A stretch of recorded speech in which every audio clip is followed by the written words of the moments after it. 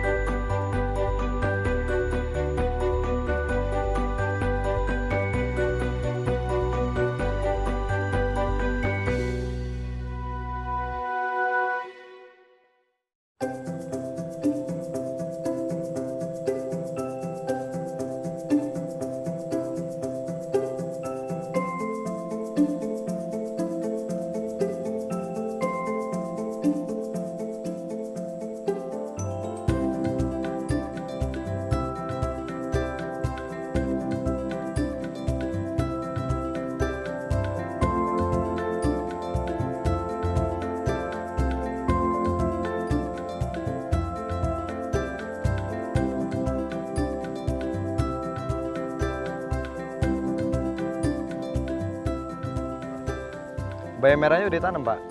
Udah, Bayam batik, udah beres bayam batik. pakcoy ada ipukan baru? Pakcoy udah dipindah. Udah dipindah? Ya, Ini kalinya masih banyak uletnya nggak nih, Pak? udah dibersihin tiap hari. Semenjak dipanen langsung bersih udah ya? Ya,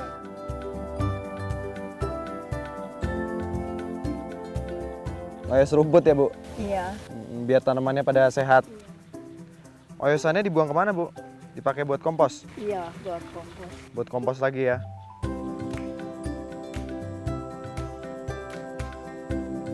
Saya adalah Rizky Krisna, saya founder dari Puncak Organic Farm.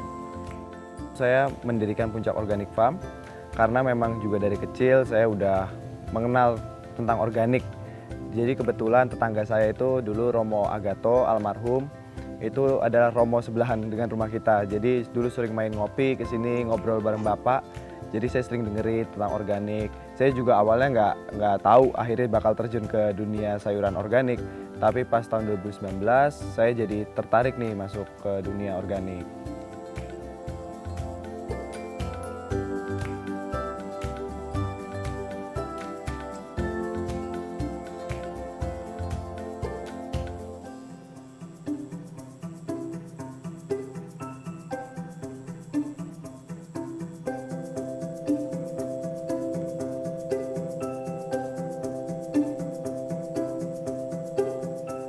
Ini kita lagi di halaman rumah saya ya. Ini ada perkebunan kecil-kecilan lah di halaman saya biar di sini ada kegiatan di rumah. Jadi kalau misalkan kita lagi bosen di rumah, saya bisa jalan ke sini ngeliat-ngeliat tanaman gitu kan, ngeliat petani gitu lagi beraktivitas. Kita di sini nanam macam-macam sayuran juga dan peruntukannya itu memang aslinya awalnya buat dapur.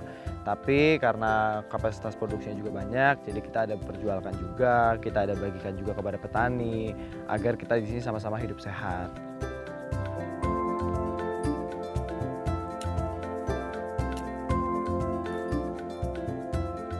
Pasarkum dan Bibi emang khusus di kebun sini karena fokusnya di sini. Jadi kalau misalkan yang lain tuh petani itu punya pegangannya masing-masing. Jadi kita tidak nyampur. Jadi Pasarkum nggak pegang kebun depan juga nggak pegang sini. Jadi punya pegangan lahannya masing-masing. Bapak Pasarkum juga dulu bekas pendidikan dari Romo Agato. Jadi lama 20 tahun pernah belajar di Romo Agato. Dan sekarang akhirnya mulai mandiri, kita bersama-sama jadi petani mandiri di sini.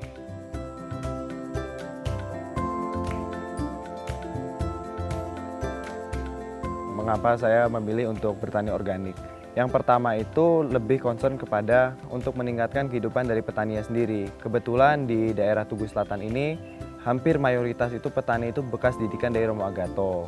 Mereka mendirikan perkumpulan yaitu namanya Kelompok Tani Tugu Mandiri. Nah, kelompok tani Tugu Mandiri ini mereka semua sudah memiliki pendidikan dan ilmu dari Romo Agato sedemikian rupa menjadi mereka udah ahli lah di bidang organik. Kita sebagai Puncak Organic Farm kita membantu menyalurkan, karena kalau misalkan mereka dilepas begitu saja, mereka jual ke pasar, mereka kemana, harganya rendah, mereka lama-lama akan balik ke konvensional juga. Maka dari itu kita harus ikut membina, kita harus ikut membimbing agar sayuran-sayuran sehat itu bisa tersalurkan ke konsumen di Jakarta.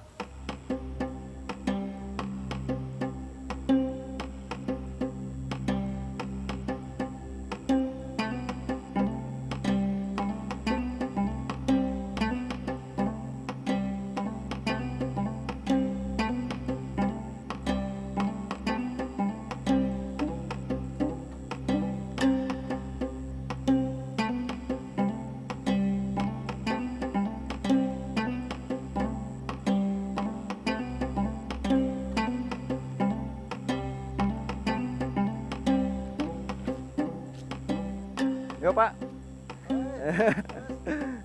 Sehat. Alhamdulillah.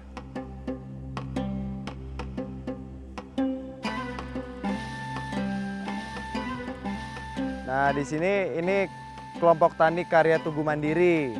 Ya, kita jadi Puncak Organic Farm dan kelompok tani karya Tugu Mandiri. Di sini kita saling bekerja sama untuk menyalurkan sayuran-sayuran sehat agar bisa dikonsumsi oleh masyarakat di Jakarta, di Bogor, dan daerah sekitarnya. Di sini ada Pak Kadek, Pak Mus, Pak Ade. Mereka memang yang menggarap lahan di sini.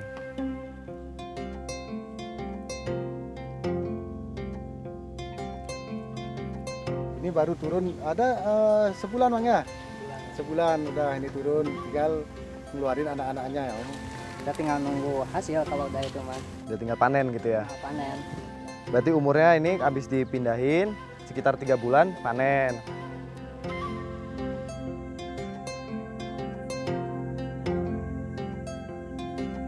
Saya itu sudah tinggal di sini tuh lebih dari 20 tahun ya. Kita di sini sudah berhidup berdampingan dengan petani-petani juga gitu. Kita di sini ini sebagai fasilitator dan sebagai penyalur juga, kita juga sebagai pembina. Kita ini ya ibaratnya bergandengan lah. Kita saling membantu, saling berkumpul bersama dengan petani-petani di sini agar bisa sama-sama maju.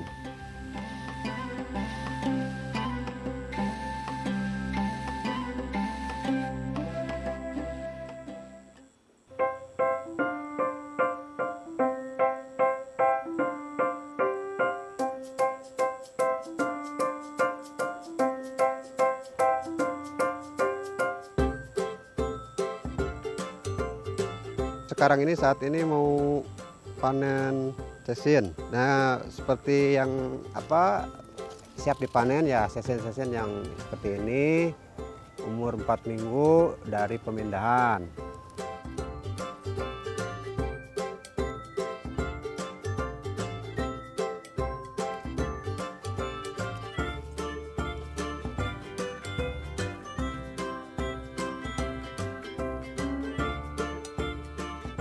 Ini bolong-bolong ya karena di pertanian organik ya tidak harus selalu bagus. Ini tandanya tanaman organik ini asli, murni. Makanya tanaman itu tidak selalu mulus, tapi sangat berguna untuk kesehatan. Jadi hama juga masih ada. Nah, makanya hama juga masih senang dengan tanaman-tanaman yang jauh dari pestisida. Ya, kita harus memberikan edukasi atau pengertian, pemahaman kepada konsumen juga bahwa organik ya seperti ini adanya. Sayurannya ya bukan berarti selalu jelek atau bolong-bolong, enggak. Karena kita sambil hama juga kita masih bisa mengendalikan. Cuman kalau untuk menghilangkan memang sama sekali nggak bisa.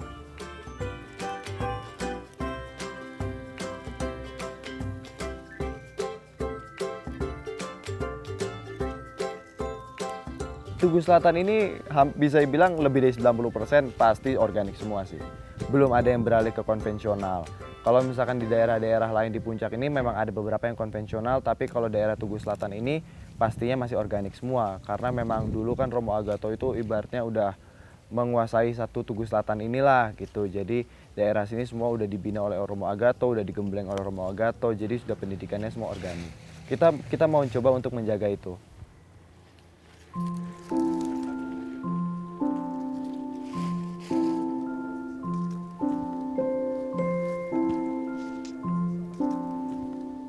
Nama saya Mus ya. Saya asli juga memang dari desa ini gitu. Saya bekerja di pertanian organik sih hampir ya 18 sampai 20 tahun lah seingat saya gitu. Saya bergabung dengan kelompok karya tani Tugu Mandiri ya karena saya ingin berkontribusi untuk desa ini gitu.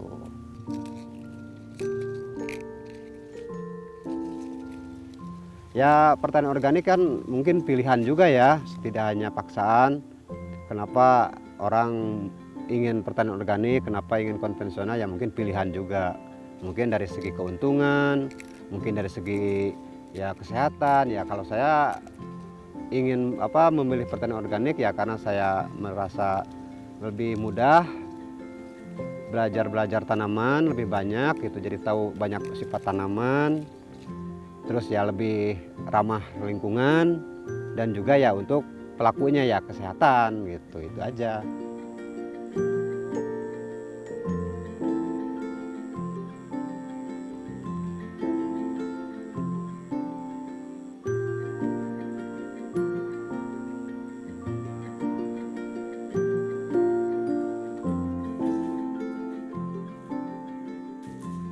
Aslinya latar belakang pendidikan saya adalah International Business Management ya. Jadi saya aslinya lebih mempelajari tentang ekspor impor dan belum pernah mempelajari secara edukasi ya tentang pertanian. Jadi saya tidak pernah ke kampus pertanian dan lain-lain.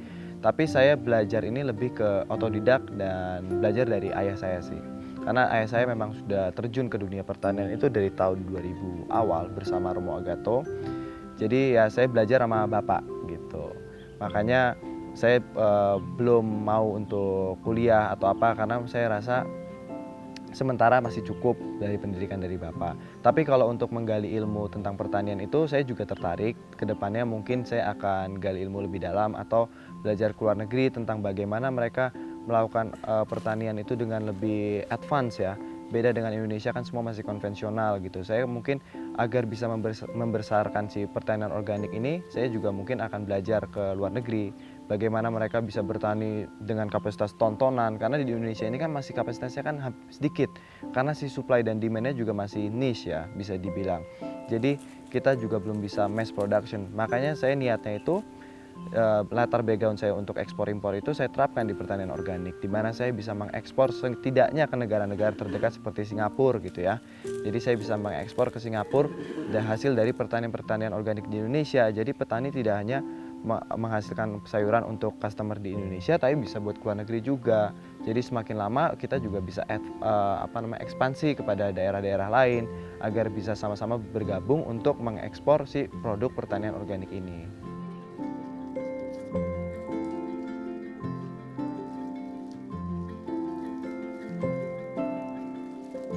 Emang sayuran organik ini banyak rompesannya ya, cuman kalau ini nggak kita buang, tapi kita kumpulkan untuk dijadikan pupuk lagi.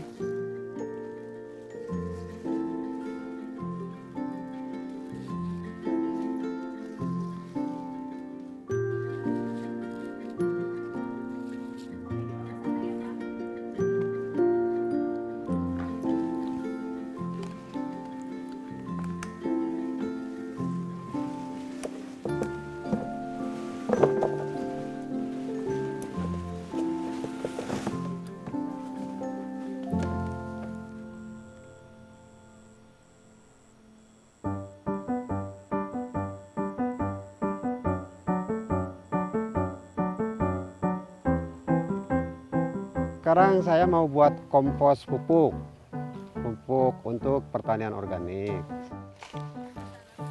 Nah, ini kita langsung bikin ya. Nah, ini rumput bahan dasar untuk membuat kompos organik ya, kita harus pakai yang rumput-rumput berserat. Nah ini rumput ini sedikit dikembangkan, nanti kan kita memasukkan bahan pupuk kandang ayam. Cara pembuatannya ya seolah tercampur, tapi bukan berlapis ya. Kalau berlapis itu biasanya proses fermentasi pematangannya kurang baik gitu. Jadi masuk ke rongga-rongga rumput. Nah ini rompesan-rompesan bekas sayuran yang ini yang rusak. Nah jadi kan dimanfaatkan kembali, campur lagi.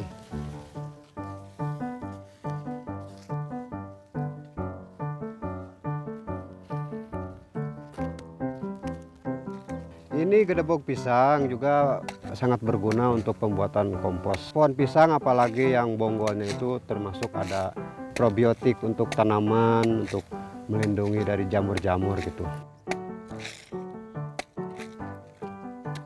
Penumpukan ini pupuk kompos, pembuatannya bisa bertahap. Tapi diusahakan ya harus selesai dalam 1 minggu untuk ketinggian 1 meter atau 1,5 meter tingginya gitu.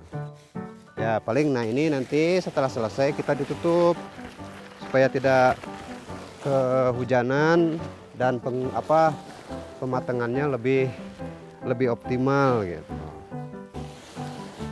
Nah seperti ini nanti bisa disiramnya minimal 2 kali seminggu atau 3 kali tergantung kondisi cuaca aja. Salah satu contoh pupuk yang sudah jadi, yang sudah bisa diaplikasikan ya seperti ini. Ini udah siap bisa diaplikasikan, aman untuk tanaman.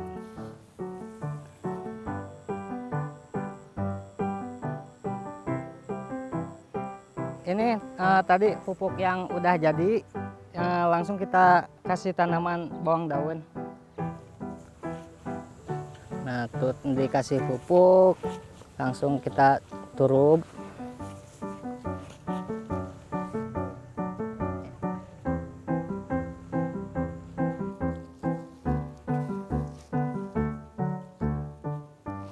Kalau manfaat kita bertani organik untuk lingkungan itu sangat besar. Kurang lebih 70% tanah di Indonesia itu bisa dibilang rusak atau rusak berat. Maka dari itu kita ingin memperluas si pertanian organik ini agar tanah di Indonesia itu bisa recovery. Karena kan di sini kan kita mengembalikan semuanya kepada alam ya. Seperti pupuk itu kita ngambil dari kotoran hewan, dari sisa rompesan, si sayuran pengiriman itu semua kita kembalikan lagi kepada tanah, jadi menghidupkan kembali si mikroba-mikrobanya, zat haranya itu semua terkontrol. Beda dengan pertanian konvensional yang mereka membooster menggunakan pupuk-pupuk itu, yang lama-kelamaan tanahnya itu akan menjadi habis nutrisinya. Maka dari itu kita ingin terus mengembangkan si pertanian organik ini agar bisa memperbaikilah si tanah di alam ini.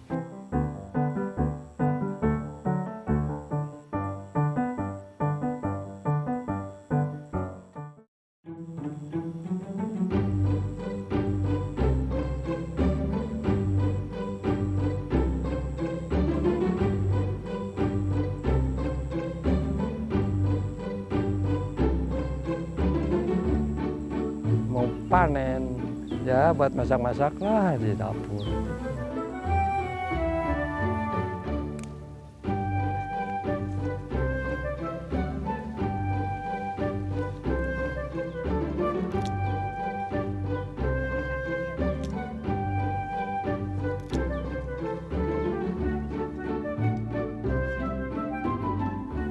Saya dari petani organik udah 20 tahunan. Kalau organik nggak pakai pupuk bahan kimia, nggak pakai pupuk urea, nggak pakai TS, jadi khusus dari daun-daunan bisa. Jadi dari pengoredan ini tuh sampah nggak bisa dibuang, nggak boleh dibuang gitu, harus dicampur. Nanti dikasih air aja, gitu. Jadi nyatu sama pupuk ini dikomposin gitu.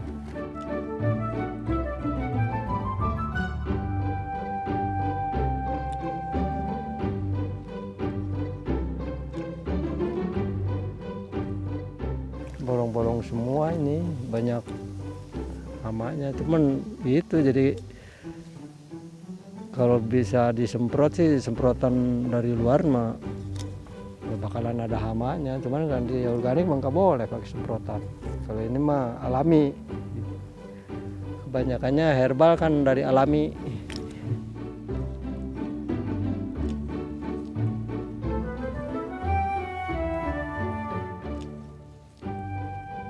Petani-petani di Indonesia ini punya kendala satu terkait pertanian organik.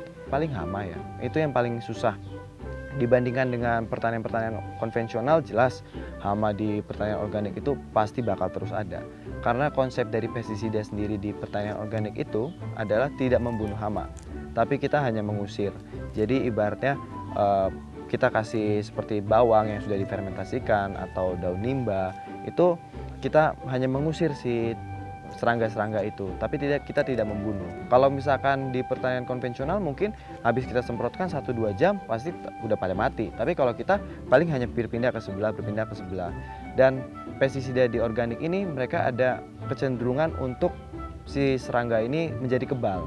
Maka dari itu kita harus variatif dalam membuat pestisida dan kita harus pintar-pintar, kita harus kreatif membuat pestisida seperti dari daun nimba dicampur apa, dari misalkan fermentasi bawang, dari daun-daunan apa yang berbau, itu kita harus berrolling terus setiap minggunya agar si serangga ini tidak menjadi kebal kepada satu pestisida.